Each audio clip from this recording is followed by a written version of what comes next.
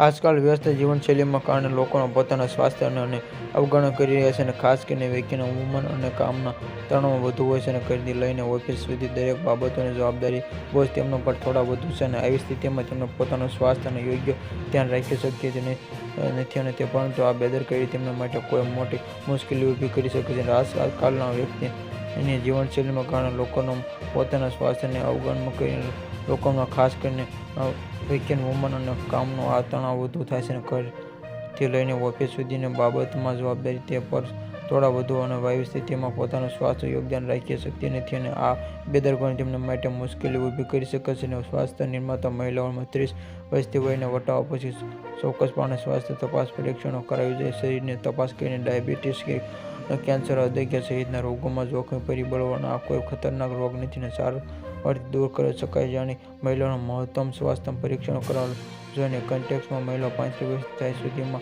સ્ત્રીઓને કોઈ સર્વાઇકલ અને સ્તન કેન્સર માટે તપાસ કરાવી લેવી જોઈએ. કેન્સરનું એવું સ્વરૂપ છે કે ઘણા વખત ઓળખ પણ થતી નથી અને BRCA અને SBC ટેસ્ટ કરાવવા આવશ્યક છે. SBC તપાસ કોમ્પ્લિકેશન બ્લડ કાઉન્ટ CBC આ કરાવેલા મદદ શરીરમાં ઇન્ફેક્શન અને હિમોગ્લોબિન અને બીમારી જાણી.